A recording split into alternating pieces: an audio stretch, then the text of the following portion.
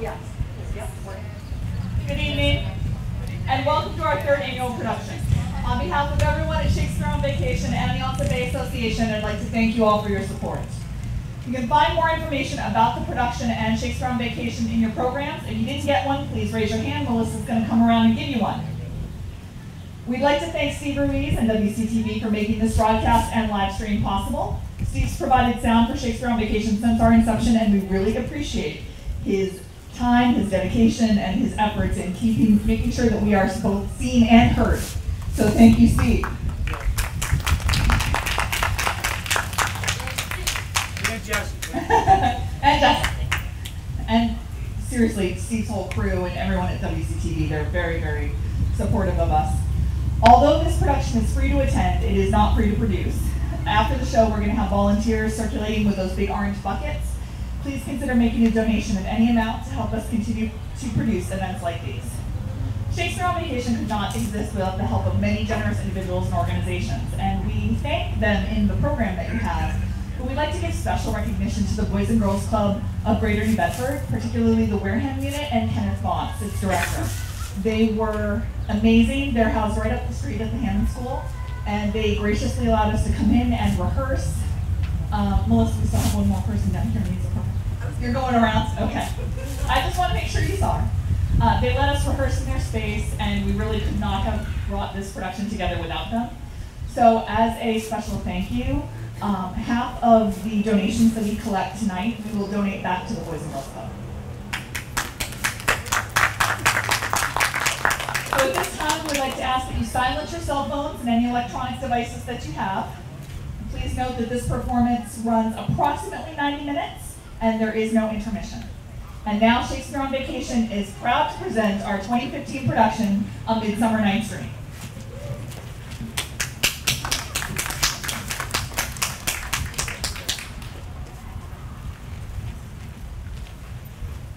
Now, fair Hippolyta, our nuptial hour draws on apace. 4 happy days bringing another moon. But only thinks how slow this old moon wanes. 4 days would quickly steep themselves in night, and 4 nights would quickly dream away the time. And then the moon, like a silver bow new bent in heaven, shall behold the night of our solemnities.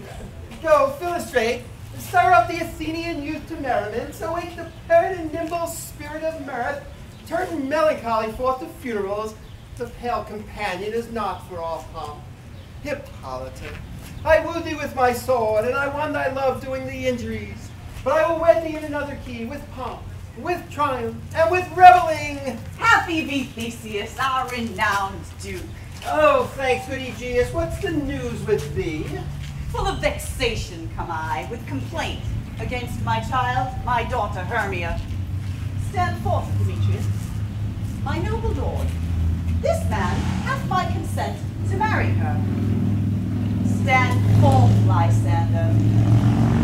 And, my gracious Duke, this man hath bewitched the bosom of my child. Thou, Lysander, thou hast given her rhymes and interchanged love tokens with my child. With cunning hast thou filched my daughter's heart. Turned her obedience, which is due me, to stubborn harshness. What say you, Hermia? Be advised, fair maid, that to you, your mother should be as a god. Demetrius is a worthy gentleman. So is Lysander. In himself he is. But in this kind, one of your mother's voice, the other must be held the worthier. And when my mother looked but with my eyes. Or rather, your eyes must with her judgment look. I do entreat your grace to pardon me. I know not by what power I may bold, nor how it may concern my modesty in such a presence here to plead my thoughts. But I beseech your grace that I may know the worst that may befall me in this case if I refuse to wed Demetrius. Either to die the death, or to abjure forever the society of men, whether if you yield not to your mother's choice, you can endure the livery of a nun. Thrice blessed those who master so their blood to undergo such maiden pilgrimage. But earthlier happy is the rose distilled, than that which, withering on the virgin thorn, lives, grows, and dies in single blessedness. So will I grow, so live, so die, my lord, ere I will my virgin patent up unto his lordship, whose unwished yoke my soul seeks not to give sovereignty. Take time to pause. And by the next new moon, the sealing day betwixt my love and me for everlasting bond of fellowship, upon that day prepare either to die for disobedience to your mother's will, or to marry Demetrius as she would, or on Diana's altar. Well then, sweet Hermia, and Lysander, yield up thy crazed title to my certain rights. You have her mother's love, Demetrius. Let me have Hermia's. Do you marry her? Scornful Lysander! True, he hath my love. And what is mine, my love shall render him. And she is mine. And all my right of her I do estate unto Demetrius. I am, my lord, as well derived as he, as well possessed. My love is more than his. My fortunes every way equally ranked, if not with vantage to Demetrius's. And what is more than all these things can be, I am beloved of the beauteous Hermia. Why then should I not prosecute my right? Demetrius, I'll avouch to his head, made love to Nader's daughter Helena, and won her soul. Oh, and she, sweet lady, dotes, devoutly dotes in idolatry upon this spotted and inconstant man. I must confess that I have heard so much, and what Demetrius thought you spoke thereof, but being over full of self-affairs, my mind did lose it. But Demetrius, come, and come, Aegeus, you shall go with me. I have some private schooling for you both. For you, fair Hermia, look you arm yourself to fit your fancies to your mother's will, or else the law of Athens yields you up, which by no means may we extenuate, to death, or to a vow of single life. Oh, Hippolyta, come, what cheer, my love? Demetrius and Aegeus, go along. I must employ you in some business against our nuptial, and confer with you of something that nearly concerns yourselves. With duty and desire, we follow you.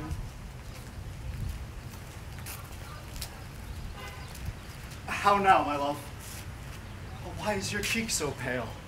How chanced the roses there to fade so fast? Belike for want of rain, which I could well beteen from the tempest of my eyes. Ay me, for all I could ever hear, could ever read by tale or history, the course of true love never did run smooth, but either it was different in blood, Oh, cross, too high to be enthralled too low. or else miscraft in respective years, Spite, too old to be engaged too young.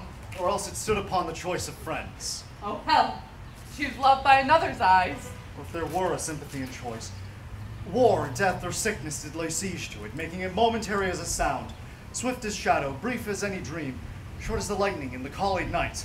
If then true lovers have been ever crossed, it stands as an edict of destiny. Then let us treat our trial patience, for it is a customary cross, as do in love its thoughts and dreams and sighs, wishes, tears, for fancy's followers. A good persuasion, and therefore hear me, Hermia. I have a widow aunt, a dowager of great revenue, and she has no child. From Athens is her house remote 7 leagues, and she regards me as her only son. There, gentle Hermia, may I marry thee, and there the sharp Athenian law cannot pursue us. If thou lovest me then, steal forth thy mother's house tomorrow night, and in the wood, a league without the town, there will I stay for thee. My good Lysander, swear to thee among Cupid's strongest foe, by his best arrow with the golden head, by all the vows ever men have broken, number more than ever women spoke. At that same place thou hast appointed me, tomorrow truly will I meet with thee. Keep promise, love. Look, there comes Helena. Godspeed, fair Helena. Whither away? Call you me fair, but fair again unsay.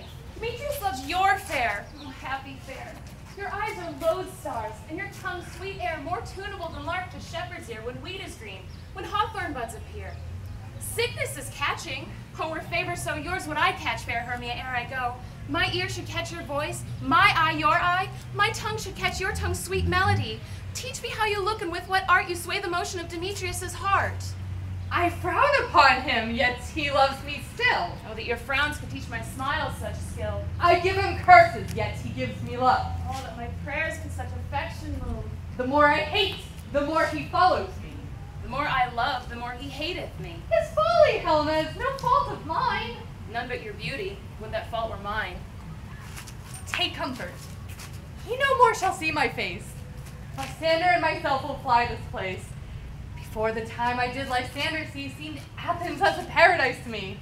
Oh, then what graces in my love do dwell, that he hath turned to heaven unto a hell. Helen, to you our minds we will unfold. Tomorrow night, when Phoebe doth behold her silver visage in the watery glass, bedecking with liquid pearl the bladed grass, a time that lovers' flights do still conceal, From Athens' gates we have devised to steal. And in the woods where often you and I upon faint primrose beds were wont to lie, emptying our bosoms of their counsels sweet, there my Lysander and myself shall meet. And thence from Athens turn away our eyes to seek new friends and stranger companies. Farewell, sweet playfellow, pray thou for us. And good luck grant thee, thy Demetrius. Keep word, Lysander. We must starve our sight from lovers' food till tomorrow deep midnight. I will, my Hermia. Helena, adieu. As you on him, Demetrius dote on you. How happy some or other some can be. Through Athens I thought as fair as she, but what of that? Demetrius thinks not so. He will not know all but what he do know. And as he errs doting on Hermia's eyes, so I admiring of his qualities. Things base and vile, folding no quantity, love can transpose to form and dignity. Love looks not with the eyes, but with the mind, and therefore is winged Cupid painted blind. For ere Demetrius looked on Hermia's eye, he hailed down oaths that he was only mine. And when that hail, some heat from Hermia felt, so he dissolved, and showers of oaths did melt. I will go tell him of fair Hermia's flight. Then to the wood will he tomorrow night pursue her. And for this intelligence, if I have thanks, it is a dear expense. But herein mean I to enrich my pain, to have his sight thither and back again.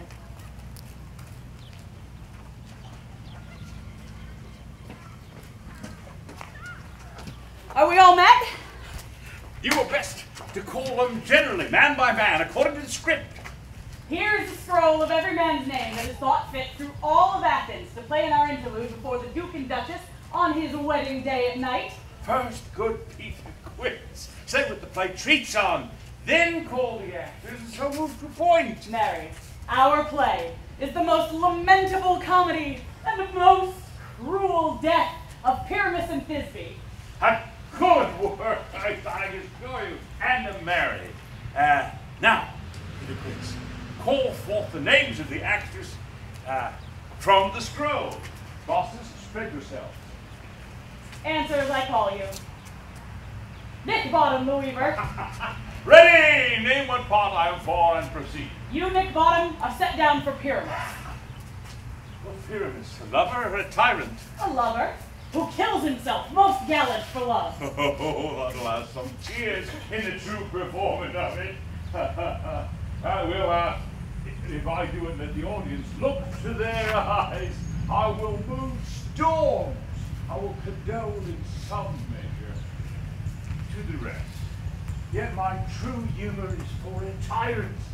I could play Hercules railing, or a cat to tear a cat in, or to make all things split, the raging rocks and shivering shocks, to break the locks of prison gates, and fit a star to shine from far, and make or mar the foolish fates. This was long. Yet this was Hercules' fate, a tyrant's fate. Another is for condoning. Francis Flute, to Bellow Thunder.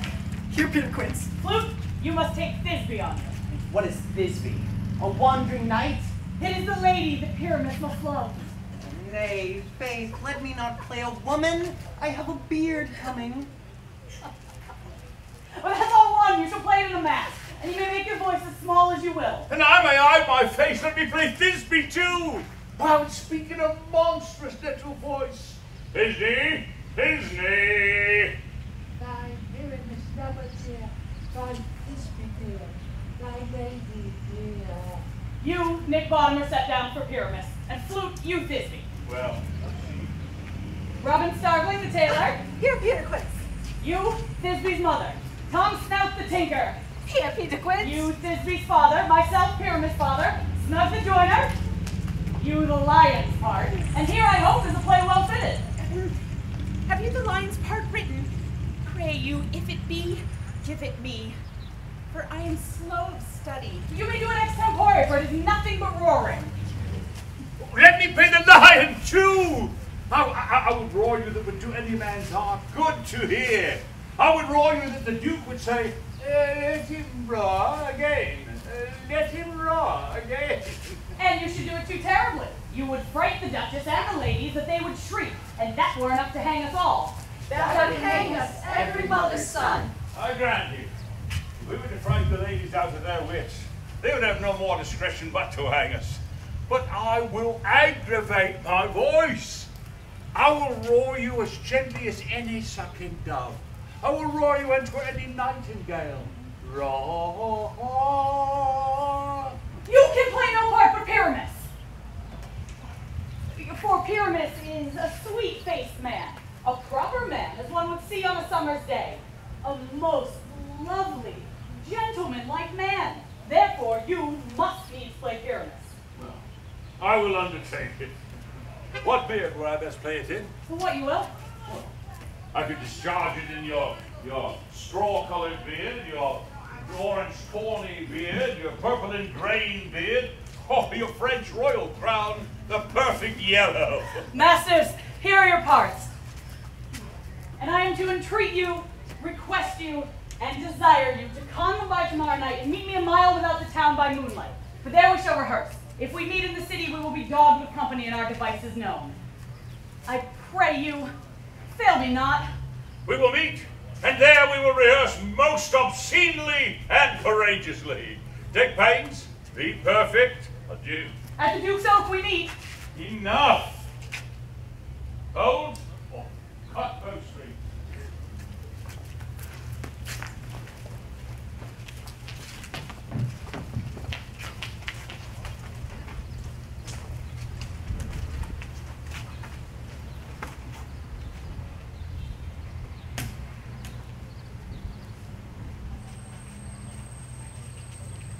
How now, spirit? Whither wander you? Over hill, over dale, thorough brush, thorough briar, over park, over pale, thorough flood, thorough fire. I do wander everywhere, swifter than the moon's spear. And I serve the fairy queen to do her orbs upon the green. The cowslips tall her pensioners be, in their gold cups spots you see. Those be rubies, fairy favors, and in those freckles live their savors. I must go seek some dewdrops here, and hang a pearl in every cowslip's ear. Farewell, thou love of spirits, I'll be gone. Our queen and all our elves come here anon. The king doth keep his rebels here tonight. Take heed the queen not come within his sight, for Oberon is passing fell in wrath, because that she, as her attendant, hath a lovely boy, stolen from an Indian king. She never had so sweet a changeling. And jealous Oberon would have that child, knight of his train, to trace the forests wild. But she, perforce, withholds the beloved boy, and crowns him with flowers and makes him all her joy. And now they never meet in grove or green, by fountains clear, or by spangled starlight sheen. But they do square, and all their elves for fear creep into acorn cups and hide them there. Either I mistake your shape in making quite, or else you are that shrewd and knavish sprite called Robin Goodfellow. Are you not he that frights the maidens of the villagery, those that hobgoblins call in sweet? Ha! You do their work, and they shall have good luck. Are you not he? Thou speakst aright. I am that merry wanderer of the night. I jest to Oberon and make him smile, when I, a fat and fiend-fed horse beguile, neighing in the likeness of a filly foal. Or sometimes lurk I in a gossip's bowl, in the very likeness of a roasty crab. And when she drinks, against her lips I bob, and on her with her dewlap pour the ale. A merrier hour was never wasted there. But room fairy, here comes Oberon. Oh, hear my mistress! Would that he were gone!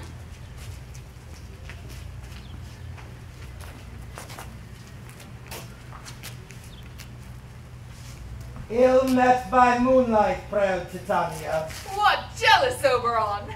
Very skippeth. I have forsworn his bed and company. Sorry, rash wanton. Am not I thy lord? Then I must be thy lady. Why art thou here? Come from the farthest step of India. That forsooth the bouncing Amazon, your buskinged mistress and your warrior love to Theseus must be wedded, and you come to give their bed joy and prosperity. How canst thou thus for shame, Titania, glance at my credit with Hippolyta, knowing I know thy love to Theseus? Didst thou not lead him to the glittering night from Perigenia, whom he ravished, and make him with fair Egil break his faith with Ariadne and Antiopa? These are the forgeries of jealousy. And never since the middle summer spring that we in hill, in dale, forest, or mead, by paved fountain or by rushing brook, or at the beach and margins of the sea, to dance our ringlets to the whistling wind. But with thy brawls thou hast disturbed our sport. Therefore the winds, piping to us in vain, as in revenge, have sucked up from the sea contagious fogs, which falling in the land have every pelting river made so proud that they have overborne their continents. And through this distemperature we see the seasons alter. The spring, the summer, childing autumn, angry winter change their wonted liveries, and the mazed world, by their increase, now knows not which is which. And this same progeny of evil comes from our debate, from our dissension. We are their parents and original. Do you amend it then? It lies in you. Why should Titania cross her Oberon? I do but beg a little changeling boy to be my henchman. Set your heart at rest. The fairyland buys not the child of me. His mother was a votress of my order, and in the spiced Indian air by night full often hath she gossiped by my side. She, being mortal, of that boy did die, and for her sake do I rear up her boy, and for her sake I will not part with him. How long within this wood intend you stay? Perchance till after Theseus's wedding day. You will patiently dance in our rounds and see our moonlight revels. Go with us. If not, shun me, and I will spare your haunts. Give me that boy, and I will go with thee. Not for thy fairy kingdom. Bear it away. You shall chide downright if I long the stay. Well, go thy way. Thou shalt not from this grove till I torment thee for this injury. My gentle Puck, come hither. Thou rememberest, since once I sat upon a promontory, and heard a mermaid on a dolphin's back, uttering such dulcet and harmonious breath, that the rude sea grew civil at her song, and certain stars shot madly from their spheres to hear the sea maid's music. I remember. That very time I saw, but thou couldst not, flying between the cold moon and the earth, Cupid, all armed. Certain aim he took at a fair vestal throned by the west, and loosed his love shaft smartly from his bow, as it should pierce 100,000 hearts. But I might see young Cupid's fiery shaft quenched in the chaste beams of the watery moon, and the imperial votress pass it on in maiden meditation fancy-free. Yet marked I where the bolt of Cupid fell. It fell upon a little western flower, before milk white, now purple with love's wound, and the maidens call it love in idleness. Fetch me that flower, the herb I showed thee once. The juice of it on sleeping eyelids laid will make or man or woman madly dote upon the next live creature that it sees. Fetch me this herb, and be thou here again ere the Leviathan can swim a league. I'll put a girdle round about the earth in 40 minutes. Having once this juice, I'll watch Titania when she is asleep, and drop the liquor of it in her eyes. The next thing then she waking looks upon, be it on lion, or bear, or wolf, or bull, on meddling monkey, or on busy ape, she shall pursue it with the soul of love. And there I take this charm from off her sight, as I can take it with another herb. I'll make her render up her page to me. But who comes here? I am invisible, and I will overhear their conference. I love thee not, therefore pursue me not. Oh, where is Lysander and the fair Hermia? The one I'll slay, the other slayeth me. Well, thou toldst me they were stolen unto this wood, and here am I, and wood unto this wood, because I cannot meet my Hermia. Hence get thee gone, and follow me no more.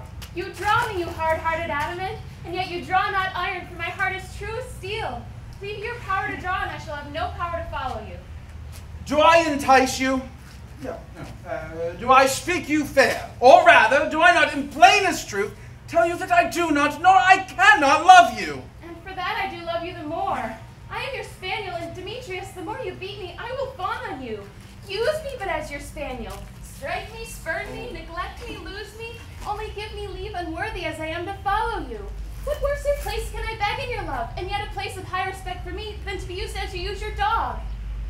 Tempt not too much the hatred of my spirit, for I am sick when I do look on thee. And I am sick when I look not on you. You do impeach your modesty too much.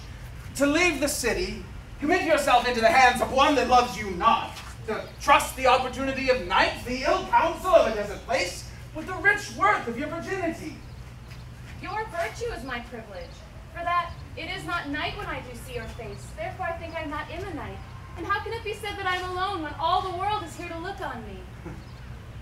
I will run from thee, and hide me in the brakes, and leave thee to the mercy of the wild beasts. The wildest hath not such a heart as you. I will not stay your questions. Let me go, or if thou wilt not, do not believe it, I shall do thee mischief in the wood. Aye, in the temple, the town, the field you do me mischief. Fie, Demetrius. Your wrongs do set a scandal on my sex. We cannot fight for love as men may do. We should be wooed, and we're not made to woo. No. I'll follow thee, and make a heaven of a hell to die upon the hand I love so well. Fare thee well, nymph. Ere he do leave this grove, thou shalt fly him, and he shall seek thy love. Hast thou the flower there? Welcome, wanderer. Aye, there it is. I pray thee, give it me. I know a bank where the wild thyme blows, where the oxlips and the nodding violet grows. There sleeps Titania sometime of the night, and with the juice of this I'll streak her eyes, and make her full of hateful fantasies. Take thou some of it, and seek through this grove. A sweet Athenian lady is in love with a disdainful youth. Anoint his eyes, but do it when the next thing he espies may be the lady. Thou shalt know the man by the Athenian garments he hath on. Effect it with some care, that she may prove more fond on her than he upon her love. And look thou meet me ere the first cock crow. Fear not, my lord, your servant shall do so.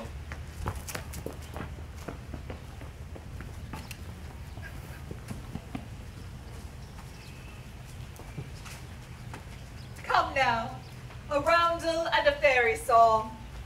Sing me now asleep, then to your offices, and let me rest.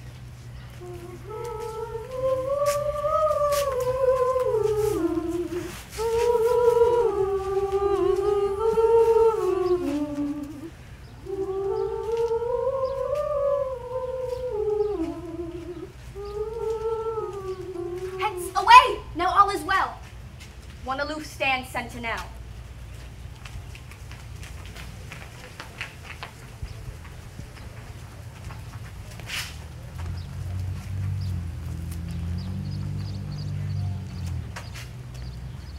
What thou seest when thou dost wake, do it for thy true love take. Love and languish for his sake, be it ounce or cat or bear, pard or boar with bristled hair, in thy eye that shall appear, when thou wakest, it is thy dear. Wake when some vile thing is near.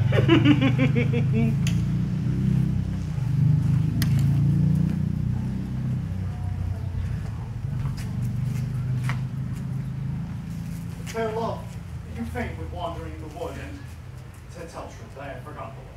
Well, rest us, Hermia, if you think it good, and tarry for the comfort of the day. Be it so, Lysander. Find you out of bed, for I upon this bank will rest my head. What Turk shall serve as pillow for his foe? One heart, one bed, two bosoms and one trove. Nay, good Lysander. My sake, my dear, lie further off yet. Do not lie so near. I'll take the sense, sweet of my innocence. Love takes meaning in love's confidence.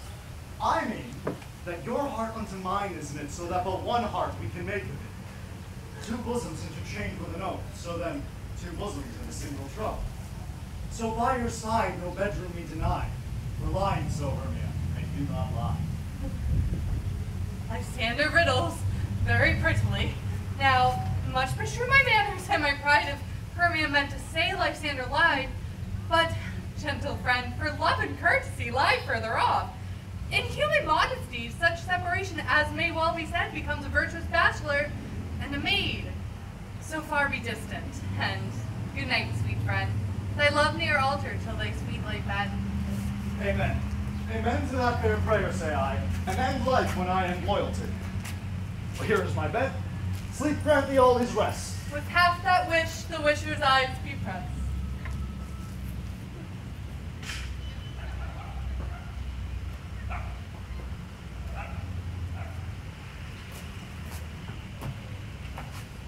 Through the forest have I gone, but of need found I none, on whose eyes I might approve this flower's force and stirring love. Oh, night silence. But who is here? Weeds of Athens he doth wear.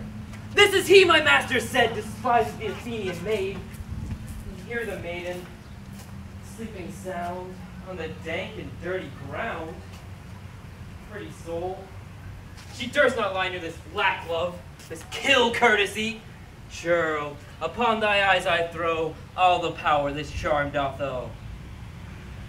When thou wakest, let love forbid, sleep his seat on thy eyelid. So awake when I am gone, for I must now to Oberon.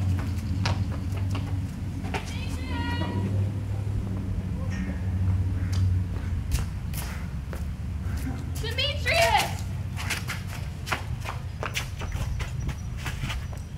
Stay! Go thou kill me. Sweet Demetrius.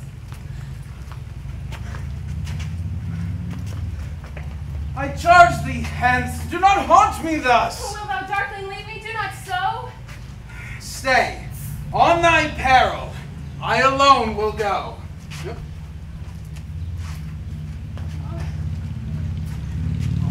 I'm out of breath in this fond chase. The more my prayer, the lesser's my grace. Happy is Hermia wheresoe'er she lies, for she hath blessed and attractive eyes. How came her eyes so bright? Not with salt tears, so mine are oftener washed than hers. No, I am as ugly as a bear. But who is here? Lysander on the ground, dead or asleep? I see no blood, no wound. Lysander, if you live, good sir, awake. And run through fire will I for thy sweet sake. O transparent Helena, nature shows art that in thy bosom shows thy heart. But where is Demetrius? What a fitting word is that vile name to perish on my sword. Do not say so, Lysander, say not so. What, though we love your Hermia? Lord, what though? Yet Hermia still loves you, then be content. Content with Hermia? Nay, I do repent the tedious minutes I've with her spent. Not Hermia, but Helena do I love. Who will not change a raven for a dove? Well, mankind is by his reason swayed, and reason says you are the worthier maid. Wherefore was I to this keen mockery born? When at your hands did I deserve this scorn? Is it not enough? Is it not enough, young man, that I did never, no, nor never can deserve a sweet look from Demetrius' eye, but you must flout my insufficiency? Good troth, you do me wrong. Good sooth, you do in such disdainful manner me to woo. But fare you well. Perforce I must confess, I thought you lord of more true gentleness. Oh, that a lady of one man refused should therefore of another be abused. She sees not Hermia. Hermia, lie thou there, and never again come Lysander near. For as a surfeit of the sweetest things, the deepest loathing to the stomach brings. In all my powers, address your love and might to honor Helen, and to be her knight. Help me, Lysander, help me! Do thy best to pluck this crawling serpent from my breast! I me for pity. What a dream was here! Lysander, look how I do quake with fear. Methought a serpent take my heart away, and you sat smiling at his cruel prey. Lysander? What? Removed? Lysander, Lord! What? Gone? Out of hearing? No sound, no word? Alas, where are you? Speak! And if you hear, speak of our loves. I swoon almost with fear. No? Then I perceive you all not nigh. Either death or you I'll find immediately.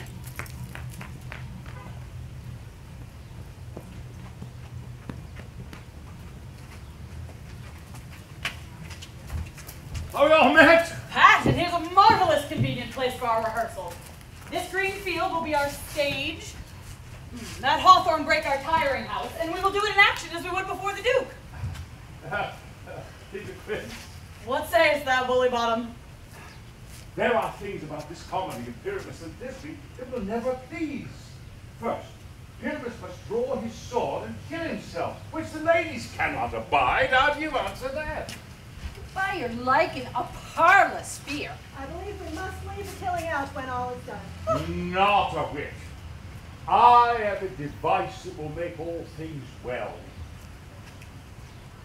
Write me a prologue, and let the prologue seem to say that we will do no harm with our swords, and that Pyramus is not dead indeed, and for even better assurance, say that I, Pyramus, am not Pyramus, but Bottom the Weaver. That will make them out of all fear. Oh, we shall have such a prologue. Will not the ladies be afeard of a lion? Oh, I fear it, I promise you. Masters, you should concern amongst yourselves, for to bring in, God shield us, a lion among ladies is a dreadful thing. For there's no more fearsome wild fowl than your lion living, and we ought to look to it. Therefore, another prologue shall say that she is not a lion. Nay, you must name her name, and half her face must be seen through the lion's neck, and she herself must speak through, saying thus, or to the same effect.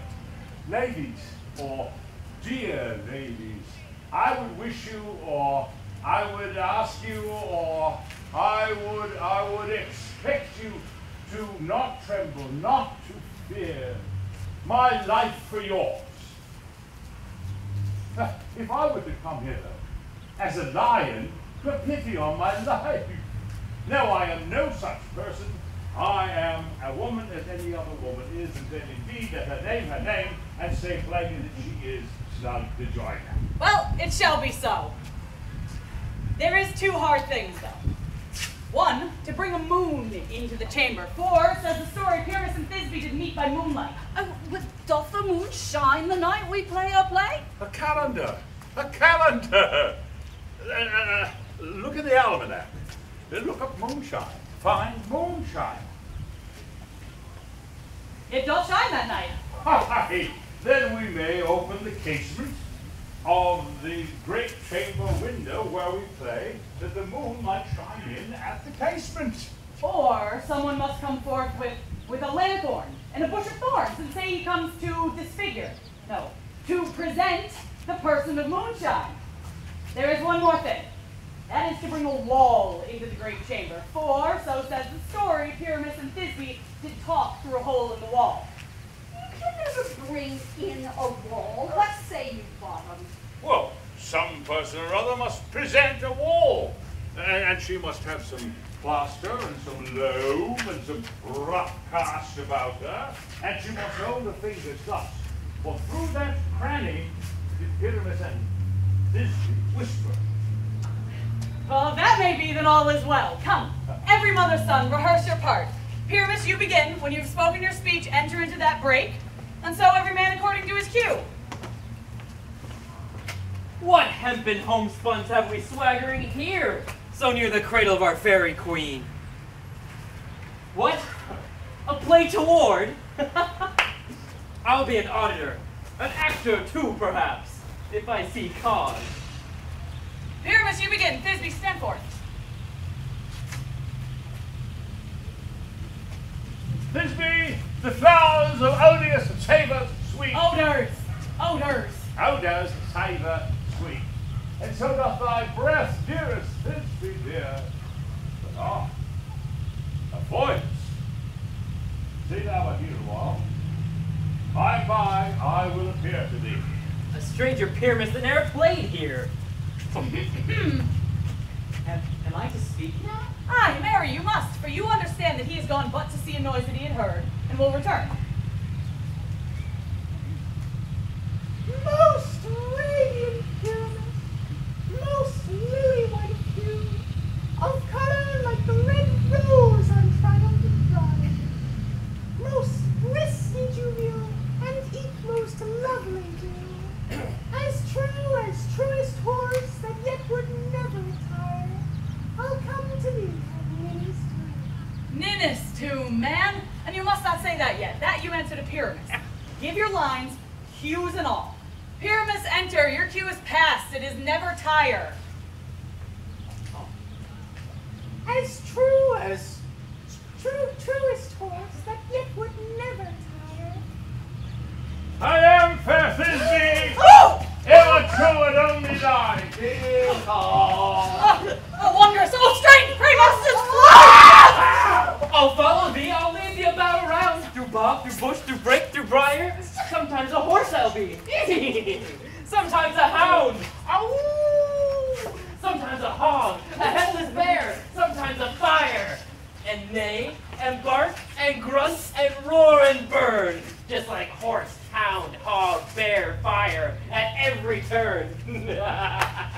Why did they run away? It is some knavery of them to make me a fear. Bottom, thou art changed. What is that I see on thee? What do you see? You see an ass head of your own. Bless thee, Bottom, bless thee, thou art translated. Oh, I see their knavery. This is to make an ass of me. To fright me if they can. Well, I will not stir from this place. Do what they will. Well, I will walk up and down here. And I will sing so that they may hear that I am not afeard. The ousel cock, so black of hue, with orange horny beard. The throstle with his note so true. The wren with little quill. What angel wakes me from my flowery bed?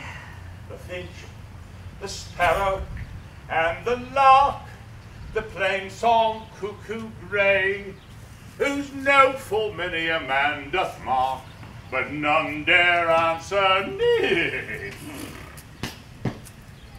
I pray thee, gentle mortal, sing again. Mine ear is much enamored of thy note, so is mine eye enthralled to thy shape, and thy fair virtues force perforce doth move me on first view to say, to swear, I love thee. Methinks, mistress, you have little reason for that, but to speak truth, reason and love keep little company together nowadays. Oh, thou art as wise as thou art beautiful. Nay, not so neither. If I had enough wit to get out of this wood, I have enough to serve my needs. Out of this wood do not desire to go. Thou shalt remain here, whether thou will or no. I am a spirit of no common rate. Summer still doth tend upon my state. I do love thee. Therefore go with me. I'll give thee fairies to attend on thee, and they shall fetch thee jewels from the deep, and sing while thou on pressed flowers dost sleep. Peace blossom, moth, cobweb, mustard seed. Here and ready! Ready? Ready, and I. Where shall we go? Be kind and courteous to this gentleman. Hop in his walks and gambol in his eyes. Feed him with apricocks and dewberries, purple grapes, green figs, and mulberries. The honey bag steal from the humblebees and pluck the wings from painted butterflies to fan the moonbeams from his sleeping eyes. Nod to him, elves, do him courtesies. Hail, mortal! Hail, mortal. Hail, hail, hail. My God, your worship's kindness generally. And you, good sir, I beg your name? Cobweb. I should desire you more acquaintance, good Master Cobweb. If I cut my finger, I shall make bold with you. And your name, good sir? Peas Blossom. Peas Blossom. Good Master Peas Blossom, I shall desire you more acquaintance too. And your name, I beseech you, sir? Mustard Seed.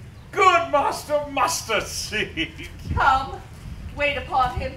Lead him to my bower. The moon, methinks, looks with a watery eye, and where she weeps, weeps every little flower, lamenting some enforced chastity. Oh. Tie up my love's tongue. Bring him silently. My mistress with a monster is in love. When in that moment, so it came to pass, Titania waked and straightway loved an ass. This falls out better than I could devise. But hast thou yet latched the Athenian's eyes with the love juice as I bid thee do? I took him sleeping. That is finished too. And the Athenian maid by his side, that when waked, of force she must be eyed. Stand close. This is the same Athenian. This is the lady, but not this the man. Why rebuke you him that loves you so? Lay breath so bitter on your bitter foe. Now I but chide, but I should use these words, for thou, I fear, hast given me cause to curse. If thou hast slain Lysander in his sleep, being horseshoes and blood, plunge in the deep and kill me too. The sun was not so true unto the day as he to me. Would he have stolen away from sleeping Hermia? It cannot be, but thou hast murdered him. So should the murderer look, so dead, so grim. So should the murdered look, and so should I, pierced through the heart with your stern cruelty, and yet you, the murderer, look as bright, as clear, as yonder Venus in her glimmering sphere. That's Jupiter. And what's this to my Lysander? Where is he? Good Demetrius, wilt thou give him me? I'd rather give his carcass to my hounds. Out dog, out cur, thou tries me past the bounds of maiden's patience. Hast thou slain him then? Henceforth be never numbered among men. Oh, ones, tell true, even for my sake. Durst thou have looked upon him being awake? And hast thou killed him sleeping? Oh, brave touch. Could not a worm, an adder, do so much? An adder did it, for with doubler tongue than thine, thou serpent, never adder stood. You spend your passion on a misprized mood.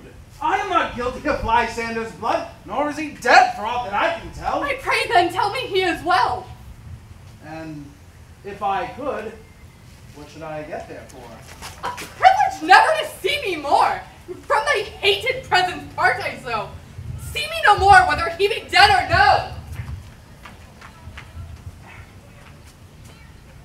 There is no following her in this fierce vein. Therefore, here for a while I will remain.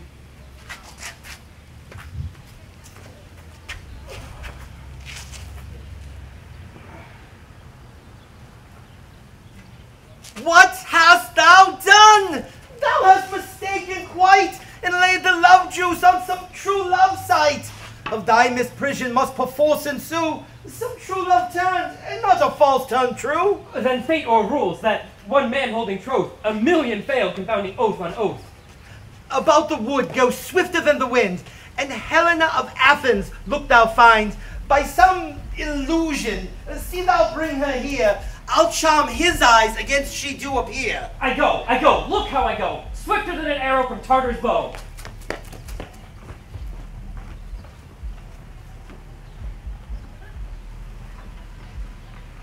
Flower of this purple dye, hit with Cupid's archery, sink an apple of his eye, when his love he doth espy, let her shine as gloriously as the Venus of the sky. When thou wakest, if she be by, beg of her for remedy. Captain or fairy band, Helena is here at hand, and the youth mistook by me, pleading for a lover's fee.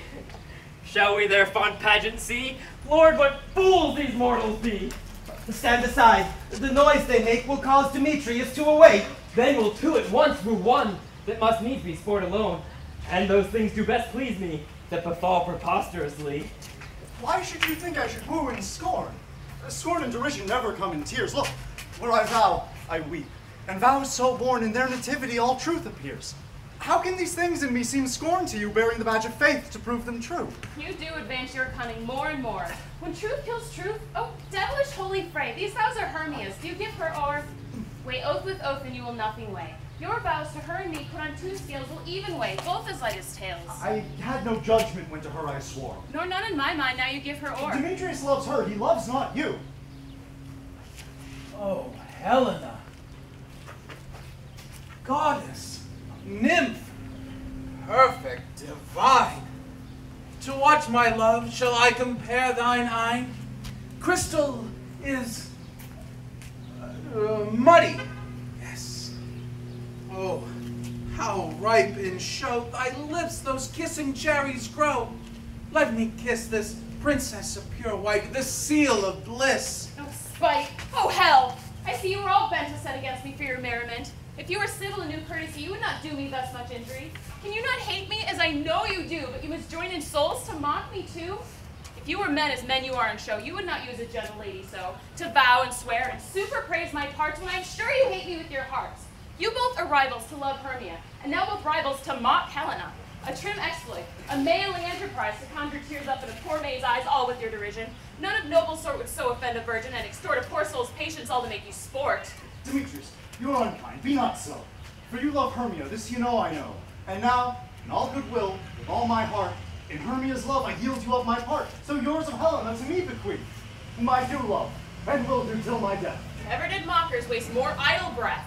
Lysander, keep thy Hermia, I will none. If e'er I loved her, all that love is gone. Helen, it is not so. Disparage not the fate thou dost not know, lest thou will buy it dear. Look, where comes thy love? Yonder is thy dear. Dark night that from the eye is function takes, the ear more quick of apprehension makes. Wherein it doth impair the seeing sense, it pays the hearing, so will recompense. Thou art not by my eye, Lysander, found, like here, I thank you, brought me to thy sound. But why unkindly didst thou leave me so? Why should he stay, whom love doth press to go? What love could press Lysander from my side? Lysander's love, that would not let him bide. Fair Helena, who more engilds the night than all you fiery O's and eyes of light. Now why seek'st thou me? Could not this make thee know the hate I bear thee made me leave thee so? You speak not as you think. It cannot be. Lo, she is one of this confederacy. Now I perceive they have conjoined all three to fashion this false sport in spite of me. Injurious Hermia, most ungrateful maid, have you conspired? Have you with these contrived to bait me with this foul derision? Is all the counsel we two have shared, the sisters' vows, the hours that we have spent when we had chid the hasty-footed time for parting us, oh, is it all forgot? All school days' friendship, childhood innocence? And will you rent our ancient love asunder to join with men in scorning your poor friend? It is not friendly. 'Tis not maidenly. Our sex as well as I may chide you for it, though I alone do feel the injury. I am amazed at your passionate words. I scorn you not, it seems you scorn me. Have you not set Lysander as in scorn to follow me and praise my eyes and face, and made your other love, Demetrius, who did but now spur me with his foot to call me goddess, nymph, divine and rare, precious, celestial? Wherefore speaks he this to her he hates? And wherefore doth Lysander deny your love so rich within his soul, and tender me, forsooth, affection, but by your setting on, by your consent? I understand not what you mean by this. Aye, do. Persever, counterfeit sad look, make mouths upon me when I turn my back, wink each at other, hold the sweet jest up. This sport well carried shall be chronicled. If you had any pity, grace, or manners, you would not make me such an argument. But fare you well, 'tis partly my own fault, which death or absence soon shall remedy. Okay, stay, gentle Helena, hear my excuse. My love, my life, my soul, fair Helena. Oh, excellent. Sweet, do not scorn her so. If she cannot entreat, I can compel. Thou canst compel no more than she entreat. Thy threats have no more strength than her weak prayers. Oh, I love thee. By my life I do. I swear by that which I shall lose for thee to prove him false, since that I love thee not. And I say that I love thee more than he can do. If thou say so, withdraw and prove it too. Ha! Quick, come! Lysander, where'd you text all this? Hang off, thou cat, thou bird. Vile thing, let me loose, or I will shake thee from me like a serpent. Why have you grown so rude? What changed, my love? Oh. Thy love. Out, honey tartar, out. Out, loathed and medicine, hated potion, hence. Do you not jest? Yes, sooth, and so do you. Demetrius, I will keep my word with thee. I would I had your bond, for I perceive a weak bond holds you. I'll not trust your word. What, should I hurt her, strike her, kill her dead? Though I hate her, I'll not harm her so. What? Can you do me greater harm than hate? Hate me? Wherefore? Oh me, what news, my love? Am not I Hermia? Are you not Lysander? I am as fair now as I was erewhile. Since night you loved me, yet since night you left me. Why then you left me? Oh, the gods forbid, in earnest shall I say. Aye, and never did desire to see thee more, therefore be out of hope, of question, of doubt, nothing truer. 'Tis no jest, I do hate thee, and love Helena. Oh me, you juggler! You canker blossom, you thief of love! What? Have you come by night and stole my love's heart from him? Fine of faith. Have you no modesty, no maiden shame, no touch of bashfulness? What, will you tear impatient answers from my gentle tongue? Fie, you counterfeit, you puppet, you. Puppet? Why so? Hi. That way goes the game. Now I perceive she hath made compare between our statures. She hath urged her height, and with her personage, her tall personage, her height forsooth, she hath prevailed with him. And are you grown so high in his esteem because I am so dwarfish and so low? How low am I? Thou painted maypole, speak! How low am I? I am not yet so low but that my nails can reach unto thine eyes. I pray you, though you mock me, gentlemen, let her not hurt me. I was never cursed. I have no gift at all in churchness. I'm a right maid for my cowardice. Let her not strike me. You may think because she's something lower than myself that I can match her. Lower? Whoa. Hark again! Good Hermia, do not be so bitter with me. I evermore did love you, Hermia, did ever keep your counsels, never wronged you. You say that for love unto Demetrius. I told him of yourself in this wood. He followed you, for love I followed him. But he hath chid me hence, and threatened to strike me, spurn me, nay, kill me too. What? Just once. And now, so you will let me quiet go to Athens while I bear my folly back and follow you no further. Let me go. You see how simple and how fond I am? Why get you gone? Who is it that hinders you? The foolish heart I leave here behind. What? With Lysander? With Demetrius. Be not afraid. She shall not harm thee, Helena. Oh, no, she shall not, though you take her part. Oh, when she is angry, she is keen and true. She was a vixen when she was in school, and though she be but little, she is fierce. Little? Nothing but low and little? Why will you suffer her to flout me thus? Let me go Oh, there! get you gone, you dwarf! Venomous, hindering not Trasne. Bee, acorn. Let her alone. And speak not of Helena. Now she holds me not. Follow then if thou darest to try whose right of thine or mine is more in Helena. No, follow. Nay, I will go with thee cheek by Jove. You, mistress, all this coil is long of you. Nay, go not back. I will no longer trust you, I, nor longer stay in your cursed company. Your hands than mine are quicker for a fray. My legs are longer, though, to run away! I am amazed. I know not what to say. This is thy negligence. Still thou mistakest, or else commits thy knaveries willfully. Believe me, King of Shadows, I mistook. Did not you tell me I should know the man by the Athenian garments he had on? And so far blameless proves my enterprise, that I have anointed an Athenian's eyes. And so far am I glad it sewed in sword as this, their jangling. I esteem a sport. Thou seest these lovers seek a place to fight. High therefore, Robin, overcast the night, the starry welkin cover thou anon, with drooping fog as black as Acheron, and lead these testy rivals so astray as one not come within another's way. Like to Lysander, sometime frame thy tongue, and then stir Demetrius up with bitter wrong, and sometime rail thou like Demetrius, and from each other look thou lead them thus, till o'er their brow death counterfeiting sleep, with leaden legs and batty wings doth creep. Then crush this herb into Lysander's eyes, whose liquor hath this virtuous property, to take from thence all error with his might, and make his eyeballs roll with wonted sight. When they next wake, all this derision shall seem a dream and fruitless vision, and back to Athens shall the lovers wend, with league whose date till death shall never end. Whilst I in this affair do thee employ, I'll to my queen and make her Indian boy, and then I will her charmed eye release from monster's view, and all things shall be peace. My fairy king, this must be done with haste. Make no delay. We may effect this business yet ere day. Up and down, I will lead them up and down. I am feared in field and town. Goblin, lead them up and down. Oh, here comes one. Where art thou, proud Demetrius? Speak thou now. Here, villain, drawn and ready. Where art thou? I will be with thee straight. Follow me then to play your ground. Lysander, speak again.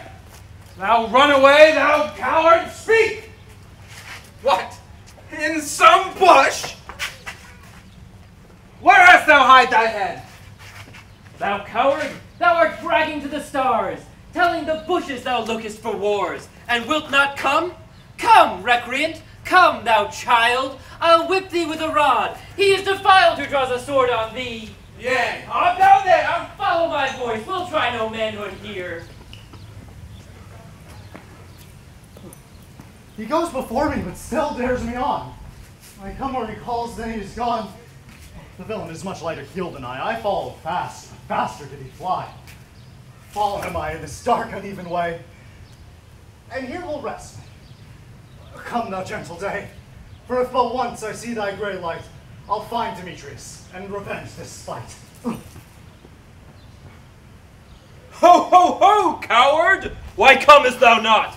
Abide me if thou darest, for I well wot that thou runnest before me, shifting every place, and darest not stand nor look me in the face.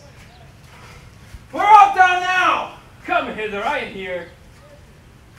Nay, nay, then thou mockest me. Oh, thou shalt buy this dear, if e'er I thy face by daylight see. Now go thy way, for faintness constraineth me to measure out my length on this cold bed. But by day's approach, you look to be visited.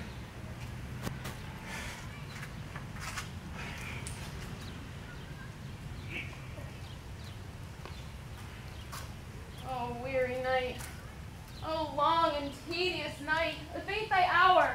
Shine comforts from the east, that I may to Athens by daylight from these that my poor company detest. And sleep, that sometimes shuts up sorrow's eye, steal me a while from mine own company. Yet but 3. Come one more. 2 of each kind makes 4. Oh, and hear the maiden, all cursed and sad. Cupid is a knavish lad, out to make poor females mad. Never so weary, never so in woe, but troubled by the dew and torn by briars. I can no further crawl, no further go. My legs can keep no pace with my desires. Here I will rest my head. Heaven shield Lysander if they mean a fray. On the ground, sleep sound. I'll apply to your eye, gentle lover, remedy. When thou wakest, thou takest true delight in the sight of thy former lady's eye, and that country proverb known, that every man shall take his own, in your waking shall be shown. Jack shall have Jill, naught shall go ill. The man shall have his mare again, and all will be well.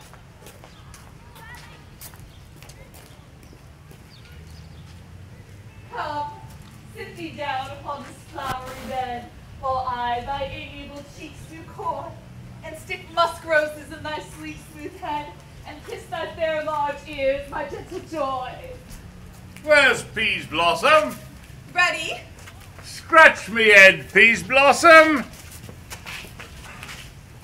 Ah. Where's good Monsieur Mustard Seed? Mrs. Monsieur Cobweb. Ready? Ah, good Monsieur. Take thy weapons in thy hand and kill me a red-hipped bumblebee on top of a thistle. And good Monsieur, bring me the honey bags. Now, good Monsieur Mustard Seed. Ready. Give me thy knife, good Monsieur. I pray you, leave your courtesy, Monsieur. What is your will? Nothing but to help Cavalieri Cobweb to scratch. I must to a barber, good Monsieur.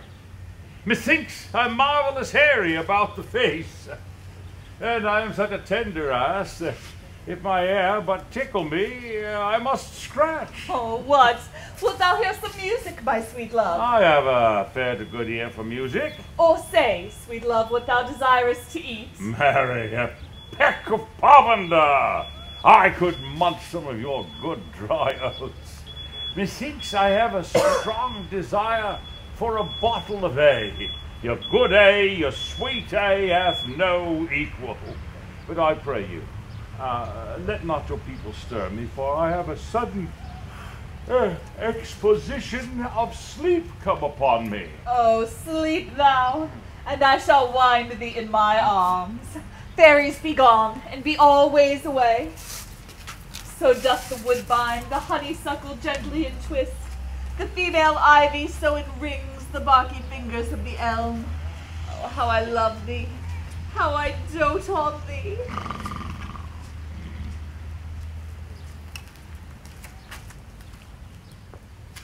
Welcome, good Robin. Seest thou this sweet sight? Dotage now I do begin to pity, for meeting her of late behind the wood, seeking sweet favors from this hateful fool, I did upbraid her and fall out with her.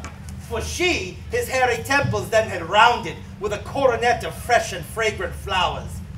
When I had that my pleasure taunted her, and she, in mild terms, begged my patience, I then did ask of her changeling child, which straight she gave me, and her fairy sent to bear him to my bower in fairyland.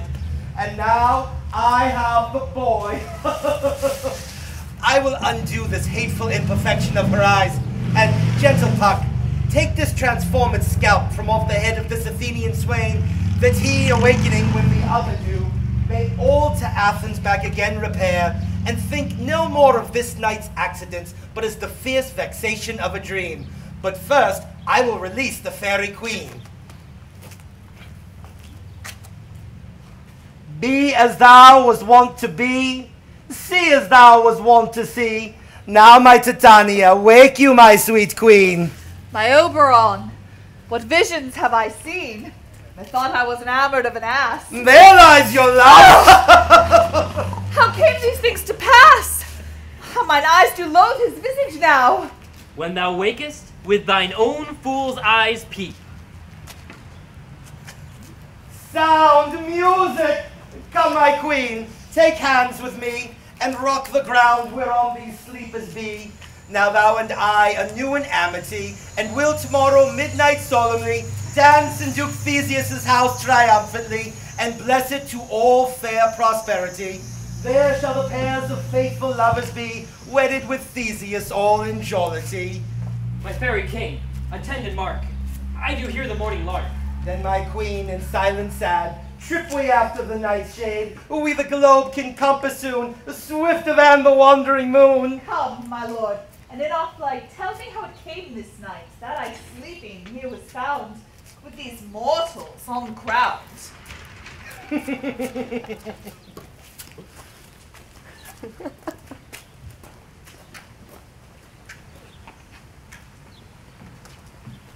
Go, one of you, and find out the forester, for now our observation is performed. And since we have the voward of the day, my love shall hear the music of my hounds. Uncouple in the western valley, let them go. Dispatch, I say, and find the forester. We will, fair queen, up to the mountain's top, and mark the musical confusion of the hounds, and echo in conjunction. I was with Hercules and Cadmus once, when in a wood of Crete they bayed the bear with hounds of Sparta. Never did I hear such gallant chiding, for besides the groves, the skies, the fountains, every region near seemed all one mutual cry. I never heard so musical a discord, such sweet thunder. My hounds are bred out of the Spartan kind, so fluid, so sanded, and their heads are hung with ears that sweep away the morning dew, crook kneed and dew-lapped like Sicilian bulls, slow in pursuit, but matched in mouth, like bells, ears, each under each. A cry more tunable was never hollered to, nor cheered with horn, in Crete, in Sparta, nor in Thessaly. Judge when you hear. But soft, what nymphs are these? My lord, this is my daughter here asleep. This Lysander? This Demetrius's. This Helena, old Nada's Helena? I wonder if they're being here together. No doubt they rose up early to observe the rite of May, and hearing our intent, came here and graced our solemnity. But speak, Aegeus, is not this the day that Hermia shall give answer of her choice? It is, my lord. Go, bid the huntsmen wake them with their horns.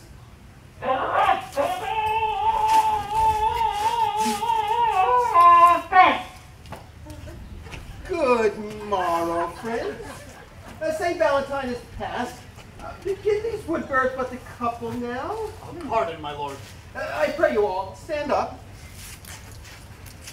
I know you two are rival enemies. How come this gentle concord of the world, where hatred is so far from jealousy? To sleep by hate and fear no enmity? My lord, I shall reply amazedly, half asleep, half waking. I cannot truly say how I came here. But as I think me, for truly when I speak, and now I do bethink me, so it is, I came with Hermia hither. Our intent was to be gone from Athens, where we might without the Athenian law. Enough! Enough! My lord, you have enough! I bet the law on his head! You would have stolen away, Demetrius, they would, thereby to have defeated you and me. You of your wife, me of my consent. Of my consent that she should be your wife.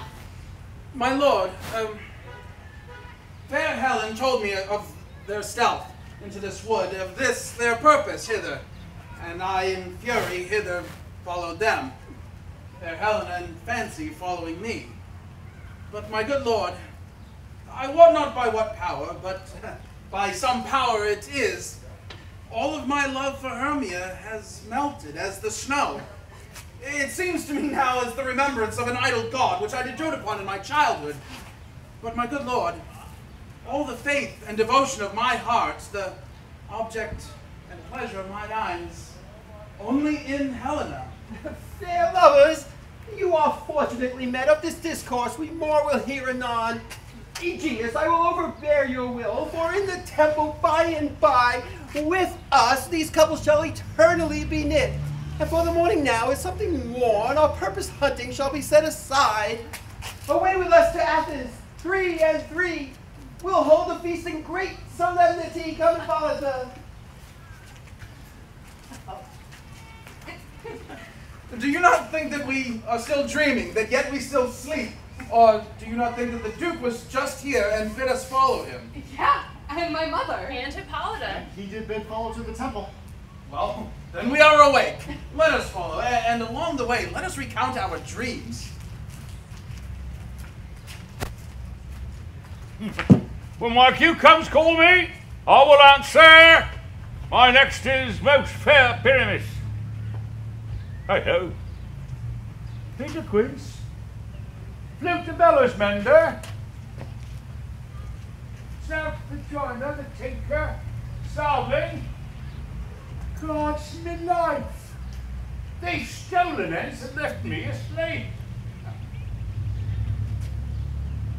On again, the most rare vision. I bring the dream beyond the wit of man to say what my dream was. Be an ass to go about to try to explain my dream. Methought that I was. There is no man that can say what. Methought that I was. Methought that I had. A man is but a patched fool to feel that he could say what methought I had. The eye of man hath not heard, the ear of man hath not seen. Man's hand is not able to taste, nor his tongue to conceive, nor his mind to report what my dream was. I will get Peter Quince to write a ballad. We'll call it Bottom Stream, for it hath no bottom. And I will sing it at the latter part of a play before the Duke.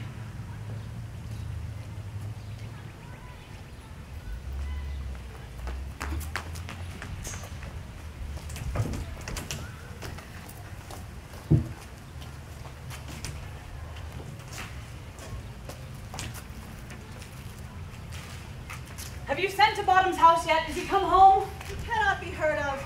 No doubt he is transported. If he come not, then the play is marred. It goes not forth, doth it? It cannot. There is no man able to discharge Pyramus in all of Athens, such as he. Yes, he has simply the best wit of any handicraft man in all of Athens. And the best person. And he is a very paramour for a sweet voice. Nay, you must say paragon. Paramour is, God help us, a thing of naught. Masters! The Duke is coming from the temple, and there are 2 or 3 more lords and ladies married.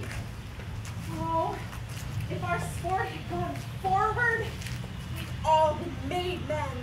Oh, sweet bully bottom. Thus hath he lost 6 pence a day during his life, and he could not escape 6 pence a day. And the Duke had not given him 6 pence a day for playing Pyramus. I'll be hanged. He would have deserved it. 6 pence a day is Pyramus for nothing. Where are these lads? Where are these odds? Oh, most courageous day, almost happy hour! Oh, masters, I have wonders to report. But don't ask me what. If I tell you I'm no true Athenian, I will tell you. Well, let us hear, sweet bottle. And it fell out, but not one word. All that I will say is, the Duke has dined. Gather your apparel together, good strings for your beards, new ribbons for your pumps. Meet presently at the palace, and every man go o'er your parts, for the short and the long is, our play is preferred. And, lovely actors, eat no onions or garlic, for we must utter sweet breaths. Come, go, enough words, away.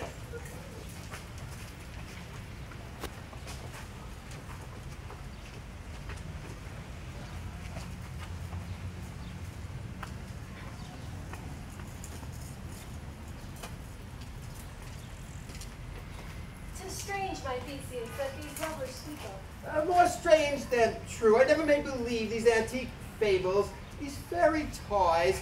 Love's a madman, have such seething brains, such shaping fantasies that apprehend more than cool reason ever comprehends. The lunatic, the lover, and the poet are of imagination all compact. But all the story of the night told over, and all their minds transfigured so together. More witnesses than fancy's images, and grows to something of great constancy, but howsoever strange and admirable. Here come the lovers, full of joy and mirth, joy, gentle friends, joy, and fresh days of love accompany your hearts. Oh, well, more than 'twas waiting your royal walks, your board, your bed. Come now, what mask, what dances shall we have to wear away the long age of 3 hours between our after supper and bedtime? Where's our usual manager of mirth? Call Phyllis safe. Here, buddy Theseus. Say, what abridgment have you for this evening? What mass? What music? How shall we beguile the lazy time if not with some delight? There is a brief how many sports are right. Make choice of what your highness will see good. The battle with the centaurs, to be sung by an Athenian eunuch to the harp. Will none of that. The thrice 3 muses, the morning for the death of learning, late deceased in beggary. That is some satire, keen and critical, not sorting with the nuptial ceremony. A tedious, brief scene of young Pyramus and his love Thisbe, a very tragical mirth, merry and tragical, tedious and brief. That is hot ice and wondrous strange snow. And how shall we find the concord of this discord? A play there is, my lord, some 10 words long, which is as brief as any play I've known. But by 10 words, my lord, it is too long. What are they that do play it? Hard-handed men that work in Athens here, that never labored in their minds till now. And we will hear it. No, my lord, it is not for you. I have heard it over. It is nothing, nothing in the world. I will hear that play. For never anything can be amiss. One simpleness and duty tender. Go, bring them in. I love not to see wretchedness overcharged, beauty in as well as perishing. Why, gentle sweet, you shall see no such thing. But he says he can do nothing in this kind. Oh, the kinder we, to give them thanks for nothing. Our sport shall be to take what they mistake, and what poor duty cannot do. Noble respect takes it in might, not merit. Love, therefore, and tongue-tied simplicity is least speak most to my capacity. So please your grace, the prologue is addressed. Let him approach.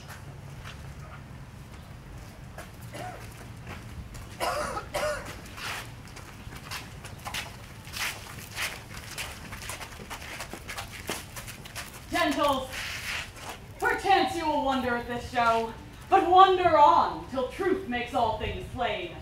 This man is Pyramus, if you would know, and this beauteous lady, Thisbe, it is certain. And this man with lime and rough cast doth present wall, that vile wall that did these lovers sunder, through whose chink, poor souls, they were content to whisper. Let no man wonder that this man with brightest lanthorn doth present the horned moon. For, if you would know, by moonshine did the lovers think no scorn to meet at Ninnis' tomb, and there to woo. This grisly beast, which Lion hight by name, the trusty Thisbe coming first at night, did scare away, or rather did affright. And as she fled, her mantle she did fall, which Lion, rough with bloody mouth, did stain. Along comes Pyramus, sweet youth and tall, and finds his trusty Thisbe's mantle slain. And then with blade, with bloody, blameful blade, he bravely broached his boiling breast. And trusty Thisbe, tarrying still in mulberry shade, his dagger drew and died. For all the rest, let Lion, moonshine, wall, and lovers twain at large discourse, while here they do remain. And when is the lion be to speak? Wonder not, my lord, one lion may when many asses do. Thus, in this interlude, it doth befall that I, one Snout by name, present a wall. And such a wall as I would have you think had in it a cranny, hole, or chink, through which the lovers, Pyramus and Thisbe, did often whisper very secretly. This loam, this rough cast, and this stone doth show that I am that same wall, the truth is so. And this the cranny is right and sinister, through which the fearful lovers are to whisper. 'Tis the wittiest partition that e'er I saw, my lord. Pyramus draws near the wall, silence. Oh, grim-looked night! Oh, night, with hue so black! Oh, night! Oh, night! Alack, alack, alack! I fear my Thisbe's promise is forgot. And thou, O wall, O sweet, O lovely wall, that stands between her father's ground and mine. Thou wall, O sweet, O lovely wall, show me thy chink to blink through with mine eye. Thanks, precious wall. Jove shield thee well for this. But what say I? No Thisbe do I see. O wicked wall, through whom I see no bliss. Cursed be thy stones for thus deceiving me. The wall, methinks being sensible, should curse again. No, not at all, sir. Deceiving me is Thisbe's cue. She is to come in now, and I am to spy her through the wall. You will see it will all turn out pat, just as I told you. Yonder she comes.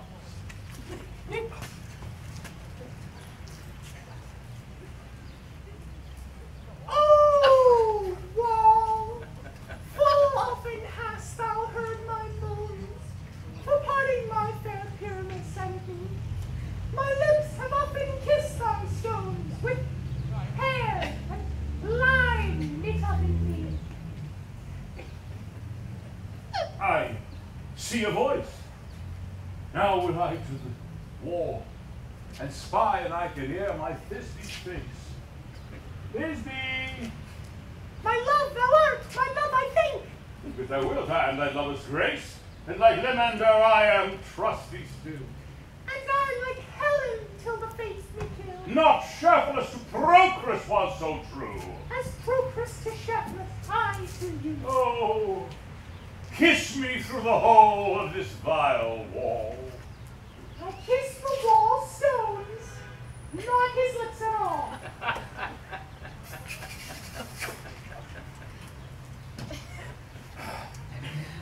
Wilt thou at Ninny's tomb meet me straightway? Tide life, tide death, I come without delay. Thus have I wall, discharged my part so, and being done, thus wall away doth go. This is the silliest stuff ever I heard. The best in this kind are but shadows, and the worst are no worse of imagination amend them. Must be your imagination then, and not theirs. If we imagine no worse of them than they of themselves, they may pass for excellent men. Here come two noble beasts in, a man and a lion. You ladies, you whose gentle hearts do fear the smallest monstrous mouse that creeps on the floor, may now, perchance, quake and tremble here when lion, rough in wildest rage, doth roar! Oh. And know that I, when snug the joiner, am a lion fell, nor else no lion stand. Or if I as lion should come and strive into this place, 'twere pity on my life. A very noble beast of a good conscience. The most courteous beast that e'er I saw, my lord.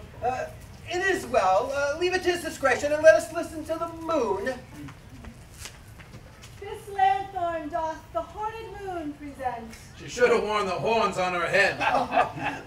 He is no crescent, but his horns are invisible within the circumference. This lanthorn doth the horned moon present, and I, the man in the moon. This is the greatest error of all the rest. The man should be put into the lanthorn.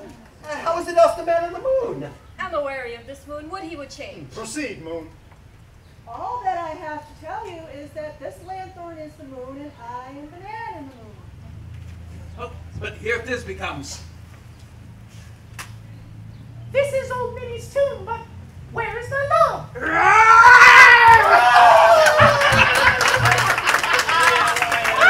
Well roared, lion! Well run, Thisbe! Well shown moon. Truly, the moon shines with a good grace. Well moused, lion. Then so the lion vanished. Oh, but here comes Pyramus. Shh. Sweet moon, I thank thee for thy sunny beams. I thank thee, moon, for shining now so bright. For by thy gracious golden glimmering gleams, I trust to taste of truest Thisbe's sight. But stay. Oh, spite! But mark, poor night! What dreadful dole is here? Oh, my eyes, come confound! Oh, dainty duck! Oh, dear! Her mantle good. What? Stained with blood? Approach, ye furies fell! Come, fates! Come! Cut, thread, and thrum! Cut, conclude, close, and quell! This passion and a desperate year won't go near to make a man look sad. Beshrew my heart, but I pity the man. Oh, wherefore, nature, didst thou lions frame? For lion vile hath here deflowered my dear, which is, no, which was the fairest dame that ever lived, that loved, that liked, that looked with cheer. Come, tears, confound, out sword, and wound the pap of Pyramus. Aye, that left pap for heart doth hop. Thus die I. Thus. Thus.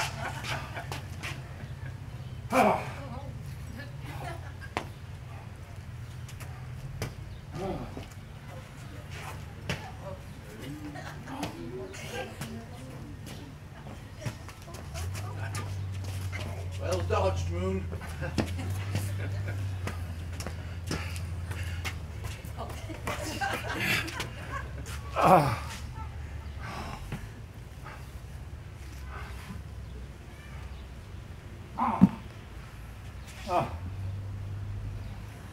Now now am I dead. Now am I fled. My soul is in the sky. Tom, leave thy light. Moon, take thy flight. Now, die. Die.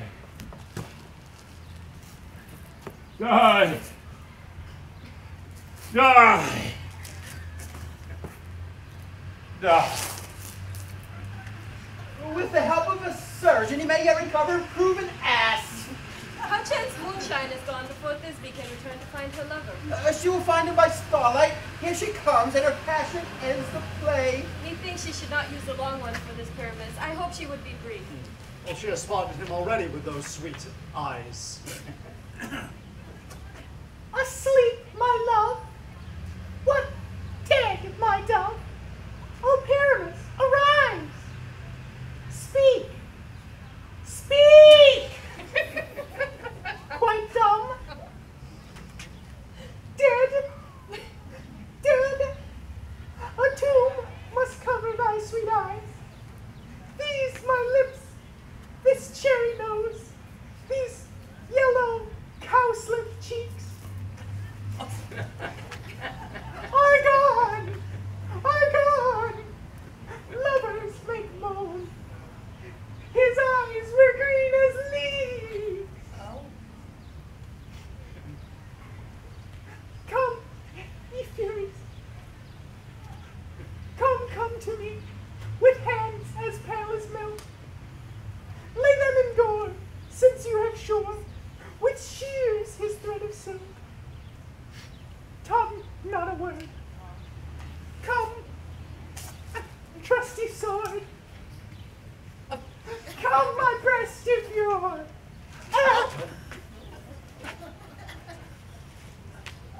And farewell, friends. Thus this be ends. Adieu. Adieu. Adieu. Moonshine and Lion are left to bury the dead. Aye, and Wall too. No, I assure you. That wall that plotted their families is long down. Would it please you, sir, to see an epilogue? Or to hear a Bergamas dance with two of our players? No epilogue. I pray you, for your play needs no excuse. Never excuse, for all the players are gone. There needs none to be blamed. Yes.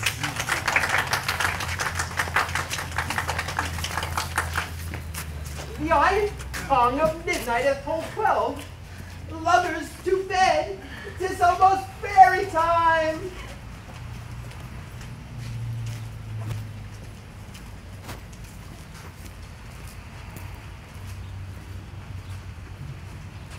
Now the hungry lion roars, and the wolf behowls the moon, whilst the heavy plowman snores, all with weary task fordone. Now the wasted brands do glow, whilst the screech owl, screeching loud, puts the wretch that lies in woe in remembrance of a shroud. Now it is the time of night, that the graves all gaping wide, every one sets forth its sprite in the churchway paths to glide. And we fairies, that do run by the triple Hecate's team from the presence of the sun, following darkness like a dream, now are frolic. Not a mouse shall disturb this hallowed house. I am sent with broom before, to sweep the dust behind the door.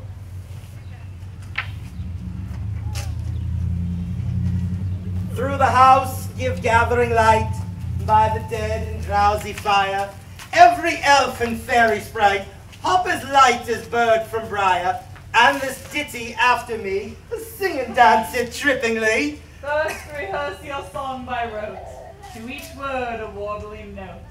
Hand in hand with fairy grace will we sing and bless this place. Now until the break of day, through this house each fairy stray, to the best bright bed will we, which by us shall blessed be. And the issue there create, ever shall be fortunate. So shall all the couple three ever true in loving be. With this field to consecrate, every fairy take his gate, and each several chamber blessed, through this palace with sweet peace, and the owner of it blessed, ever shall in safety rest. Trip away, make no stay, meet me all by break of day.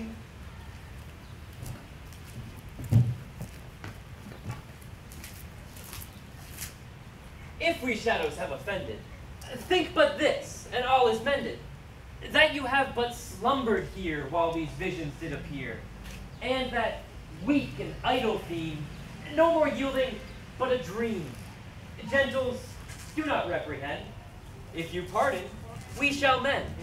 And since I am an honest puck, if we have unearned luck, now to escape the serpent's tongue, we shall make amends ere long. Else the puck a liar call. So, good night unto you all. Give me your hands, if we be friends, and Robin shall restore amends.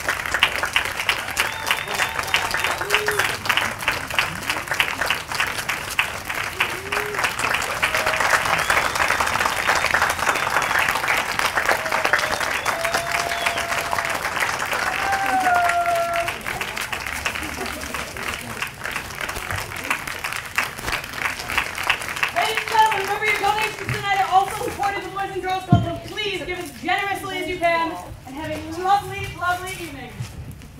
Yeah.